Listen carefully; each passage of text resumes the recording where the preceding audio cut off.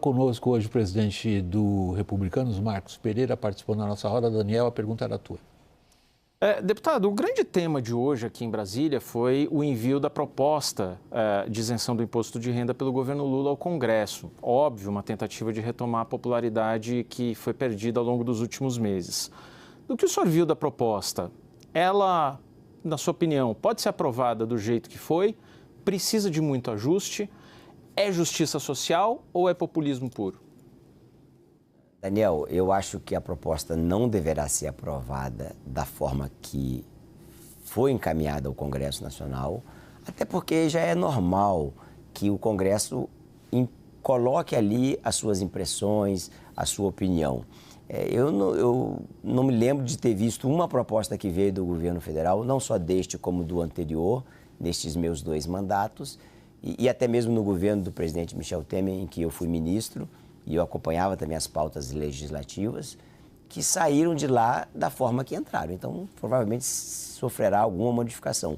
O grau de modificação, se pequeno, médio ou grande, eu não saberia agora definir, porque ainda está muito cedo. Não tive tempo de me debruçar totalmente sobre a proposta, pedi à assessoria da liderança do Republicanos na Câmara que avaliasse e destrinchasse a proposta para que a gente pudesse debatê-la dentro do partido. É um tema que já vem sendo colocado pelo presidente há muito tempo, foi promessa de campanha e eu acho que ele está tentando cumprir. Não sei se é populismo, não sei se é justiça tributária ou justiça social. Hoje eu ouvia numa rádio de manhã falando de justiça tributária. Eu só sei que é muito difícil você explicar para a população como não melhorar a qualidade de vida dela, dar mais dinheiro no bolso dela, haja vista que a fonte desse recurso seria de pessoas, uma tributação de pessoas que são mais abastadas, vamos dizer assim. O Marcos, você gosta da ideia de que rico tem que pagar para os pobres consumirem mais? Não, eu acho que tem que haver uma distribuição de renda melhor, mais econômica, mas eu não sou dessa pauta porque o nosso partido, William Vac, ele é liberal na economia e acho que não é por aí.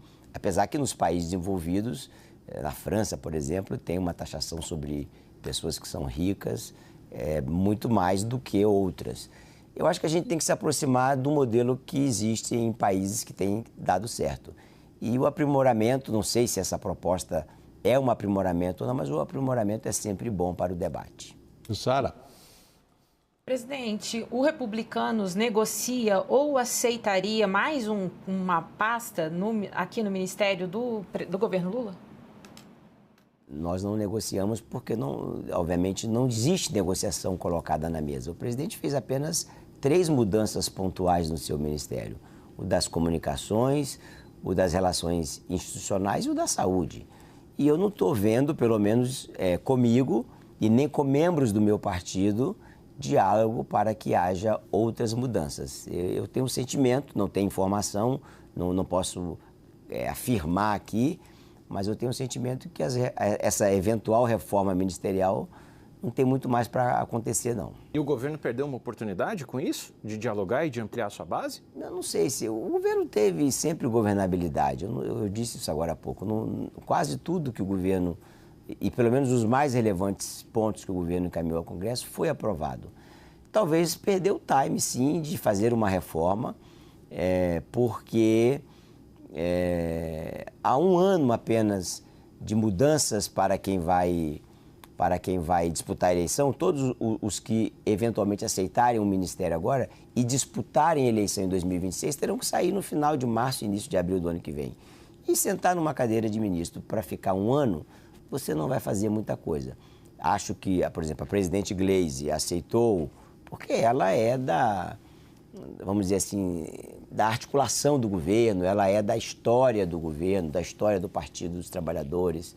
Mas um outro partido, um outro parlamentar do centro, eu acho que vai ter muita dificuldade de sentar numa cadeira de ministério para ficar um ano.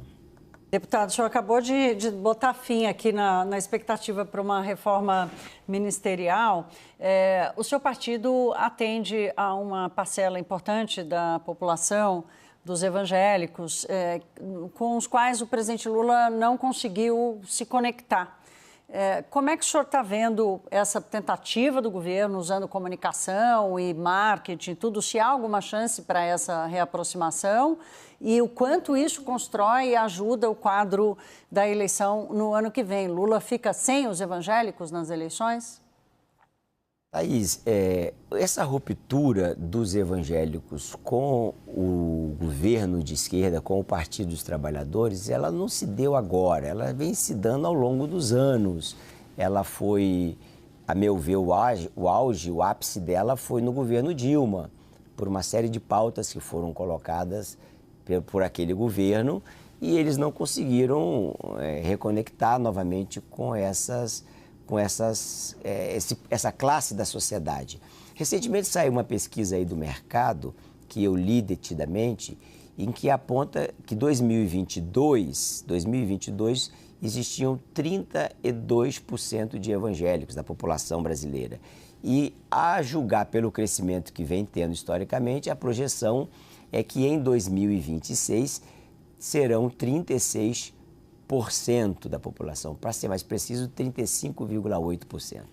E esse estudo revela que, em sendo quase 36% da população e comparando o número de evangélicos que votaram no PT em todos os governos do PT, portanto, Lula 1, Lula 2, Dilma 1, Dilma 2 e Lula 3, a tendência é que esse eleitorado continue caminhando para a centro-direita, muito pela pauta econômica, mas, sobretudo, pela pauta de costumes. O que isso significa para a política brasileira, Marcos Pereira? Porque quando a gente fala de evangélicos, a gente não fala de uma, digamos, instância monolítica. Nós estamos falando até de várias confissões, a gente pode colocar dentro desse grande chapéu evangélicos. Por exemplo, a tendência a qual você faz parte, do qual você é bispo licenciado, tem severas divergências com outras tendências que têm muita proximidade, por exemplo, às correntes bolsonaristas. É possível unir os evangélicos em torno de uma candidatura à presidência? Unir os evangélicos, não. Nós temos aí um pastor evangélico que é deputado do PSOL, por exemplo. Nós temos evangélicos dentro da bancada do Partido dos Trabalhadores. Então, o que acontece? O que une os evangélicos é a pauta, William. E essa pauta de família, de valores, essa é uma pauta que é baseada nas escrituras sagradas. Então, nesse quesito, muito mais a união do que divergência. Vai. Deputado, eu queria tratar de novo sobre Tarcísio de Freitas com o senhor. O senhor acha que ele vai ser o candidato? Que ele deve ser o candidato?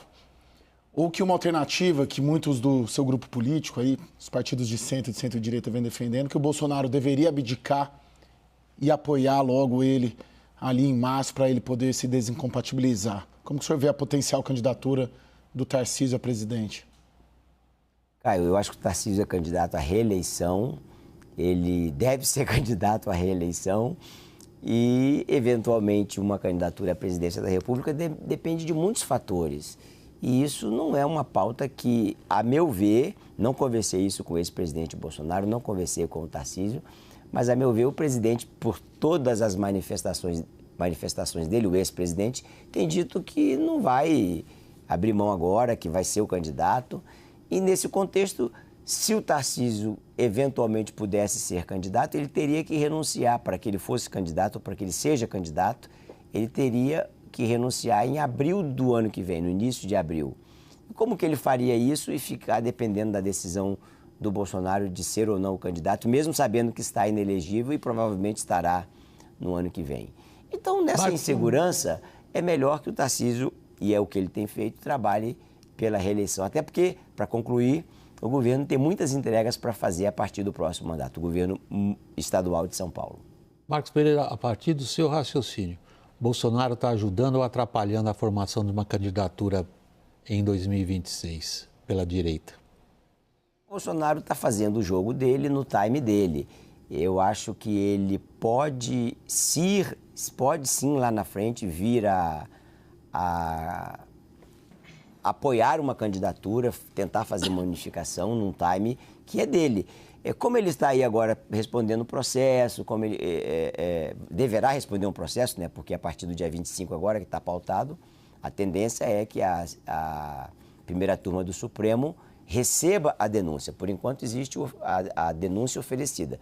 A partir do dia 25, se a primeira turma, e a tendência parece que é essa, receber a denúncia, ele então será réu e começará a responder um processo. E aí o papel político do jogo político, para ele até se manter aí relevante na discussão, é dizer que ele é candidato. Ele não está fazendo um jogo errado, não. Lula fez a mesma coisa em 2018. Mesmo preso, disse que era candidato, registrou a candidatura e depois fez a substituição.